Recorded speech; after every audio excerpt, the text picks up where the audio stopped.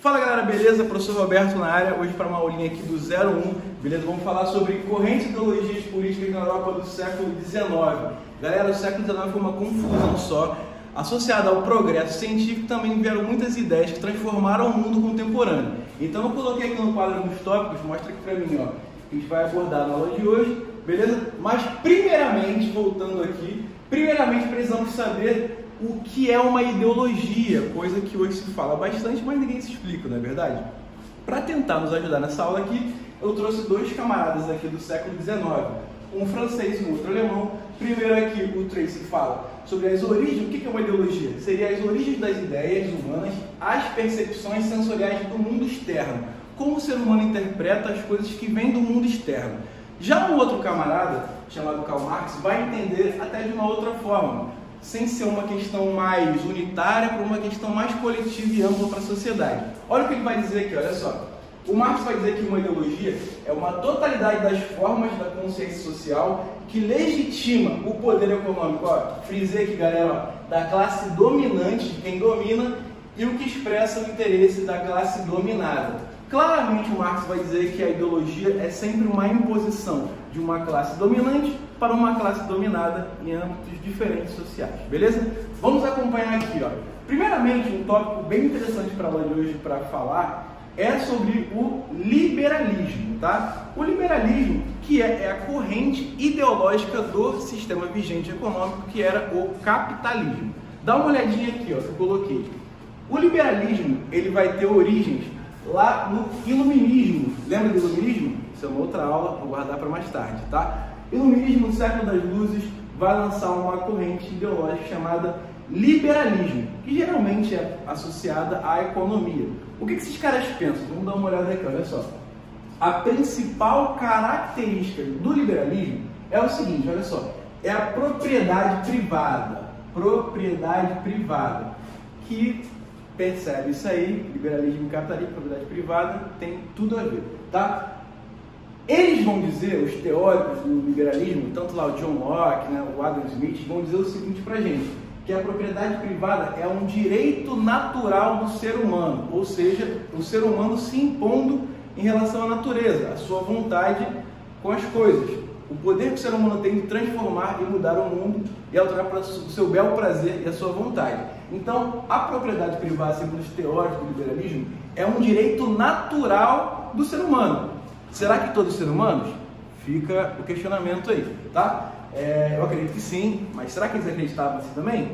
Não sei. Então, olha só, na concepção dos liberalistas, né, inclusive tem desdobramentos em teorias atuais, como o neoliberalismo, por exemplo, eles vão entender que o governo, nessa dança toda aqui, eles vão ter um papel único e simples, talvez não simples, mas único, de ordem e justiça. Ou seja, o governo tem o papel de zelar pela manutenção do status quo, ou seja, manutenção de regimes sociais, podemos dizer assim, tá bom? Então olha só, professor Roberto, mas você deve estar pensando, você deve estar me ver uma coisa na cabeça aqui sobre esses temas, sobre propriedade privada, algumas coisas mais, podem gerar na mente de algumas pessoas uma ideia de, pô, será que isso é tão igualitário? Será que não existe desigualdade nesse sistema? Então olha só, eu coloquei aqui o que eles pensavam sobre a desigualdade. Que a desigualdade, ela é natural, ok? Ela acontece de forma natural e só tem uma forma de vencer essa desigualdade, segundo os liberalistas, que era através do progresso. Bom, eles não explicam muito bem o que seria a ideia deles de progresso até então, mas a gente pode afirmar hoje em dia que a ideia que eles tinham de progresso era uma ideia voltada às técnicas científicas, né? A gente vai ver progresso maquinário, mas não talvez um progresso humano, certo? Vamos ver aqui na sequência, olha só. Essas ideias aqui do liberalismo, elas vão influenciar algumas revoluções liberais de 1830, que essas revoluções vão ajudar a consolidar o que a gente vai conhecer hoje como burguesia, né? A burguesia tomando as rédeas do mundo e tocando da forma que bem entende, assim, a sua ideia de progresso. Será que isso vai dar algum problema futuro? Talvez no século XX? Bom, algumas guerras estão aí que nos deixam, né, a refletir sobre esse assunto. Não nós, né, mas na verdade a escola de Frankfurt, no século XX, criticava, por exemplo, as ideias de progresso liberalistas e iluministas sobre o progresso técnico-científico. Beleza? Então eu coloquei aqui, ó, liberalismo fechando essa parte. Vamos avançar para o seu oposto, talvez o seu rival ideológico, o que a gente vai chamar aqui de socialismo, beleza? Eu coloquei aqui mais ou menos uma ideia sobre o que o socialismo pensa em relação ao liberalismo, então dá uma olhadinha aqui, olha só. O socialismo propõe a supressão. O que é supressão? Pensa aí. Supressão seria a extinção, a eliminação de alguma coisa, certo? Então, olha só, propõe a supressão da propriedade privada que defende o liberalismo dos meios de produção, ou seja, os meios de produção concentrados na mão de somente um grupo social pode fazer o que mais à frente a gente vai entender como a classe dominante, como a classe dominada, manter esse status quo aí. Então é essa base principal que o socialismo vai criticar. Mas engana vocês que o socialismo é uma coisa unitária, né? Tem diversas viés ideológicos dentro do próprio socialismo. A gente pode caracterizar duas clássicas aqui agora, como o socialismo utópico e o socialismo científico, como a historiografia nos apresenta hoje em dia, e ver mais ou menos uma diferença entre um e outro, certo?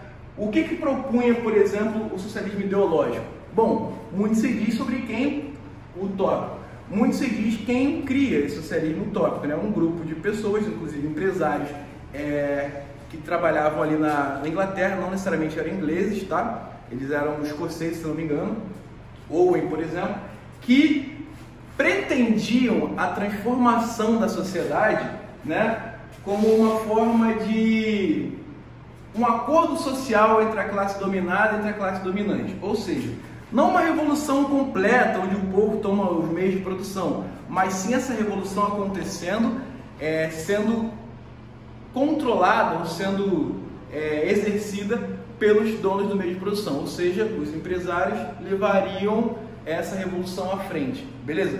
Existia um outro grupo que acreditava que, sendo assim, a revolução não aconteceria, essas mudanças não aconteceriam. Esse outro grupo a gente pode colocar como socialismo científico, encabeçado por Marx, por Engels, que é o seu amigo nessa jornada aqui, que vai entender o socialismo de uma outra forma, que só existe uma forma de sociedade igualitária, que seria o povo, a massa, ou os explorados, os dominados, tomando os meios de produção para si e assim se autogovernando, de certa forma, ok? Então, nessa mesma ideia de Marx aqui, a gente vai ter uma concepção que é bem clássica, né, do socialismo científico, que é o que a gente vai chamar de mais-valia. Bom, o que é mais-valia e da onde vem o lucro? Só para você entender. Mais-valia seria basicamente o seguinte, eu sempre uso esse exemplo para ficar bem mais clássico de entender. Quem é mais rico? O dono do McDonald's ou o funcionário do McDonald's? É uma questão bem rápida de se resolver, né? Lógico que é o dono do McDonald's, tem seus méritos e por aí vai. Mas ele só é rico por conta dos funcionários. E da onde vem o lucro dele? Da onde vem? Pensou aí? Exatamente, da exploração do trabalho dos seus funcionários. Que geralmente, tá? Eu estou usando o McDonald's como exemplo, mas isso pode ser mais abrangente. Geralmente, você tem salários irrisórios e lucros absurdos. Esses lucros não são repassados para os seus funcionários, que a gente vai chamar de proletariado nesse período aqui, e são repassados os lucros para os seus proprietários. Então, é como se fosse um salário de um funcionário, é pago em horas de trabalho, e todo o resto do mês é o lucro do patrão. Isso é o que o Marx, né, do socialismo científico, vai entender sobre o que é mais-valia. E para a concepção dos socialistas, isso no âmbito geral, a gente vai ter o socialismo como um caminho, um meio, um primeiro passo, o first step, o primeiro passo aqui, para alcançar o comunismo. O comunismo, sim, seria aquela sociedade ideal, futura, que todo mundo seria, de uma certa forma, igual, pelo menos economicamente, socialmente falando. Beleza? Essas ideias socialistas aqui vão influenciar aqui alguns eventos que vão acontecer no século XX, como, por exemplo, a Revolução Russa aqui em 1917. Beleza? Mas isso é para uma outra aula. Vem comigo aqui, ó. Vamos vir para nacionalismo aqui, rapaziada. Outra teoria ideológica aqui do século XIX, que vai ter muita influência no século XX, portanto, vai ser o nacionalismo. O que eu coloquei de ideia aqui básica para você entender sobre o nacionalismo? O que é o nacionalismo? A devoção do indivíduo ao Estado Nacional. Professor, até então eu não vi problema nisso, você gostar do seu Estado Nacional, mas ele vai muito mais além. aquela famosa ideia de suprimir e oprimir quem não é do seu estado, ou seja, aí você vai ter práticas xenofóbicas, por exemplo, que a gente vai abordar numa próxima aula, beleza? Então eu coloquei aqui que o nacionalismo do século XIX, principalmente aqui com a unificação de dois estados, né, que estavam brotando ali naquela efervescência, na unificação, a Itália e a Alemanha, elas vão se unificar nesse período, baseado nessa ideia do germanismo, do pan-germanismo e tal, pan-eslaverismo e tal. E aí vamos lá, essas ideias nacionais aqui, nacionalistas, elas vão influenciar sim alguns regimes que ficaram marcados na história do século XX, tá? Que foram, por exemplo, os regimes nazifascistas que aconteceram nesses ambos os dois países aqui, que seria a Itália e a Alemanha também, beleza? Isso é uma próxima aula que a gente vai abordar, beleza? Vem comigo aqui agora para o nosso último estágio, que seria o anarquismo, que é outra corrente ideológica desse período aqui, que ele resumir para vocês, tá? Olha só.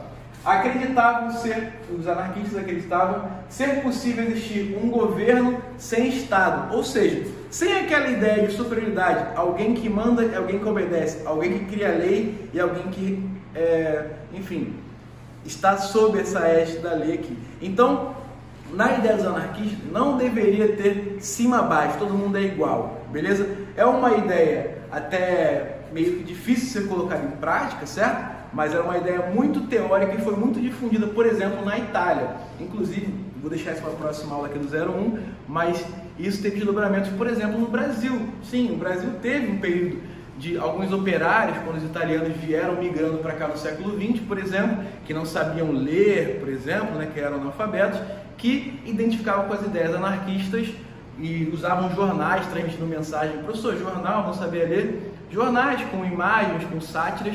Então, isso foi muito marcante também na historiografia brasileira, vai ter influência aqui também no século XX, beleza?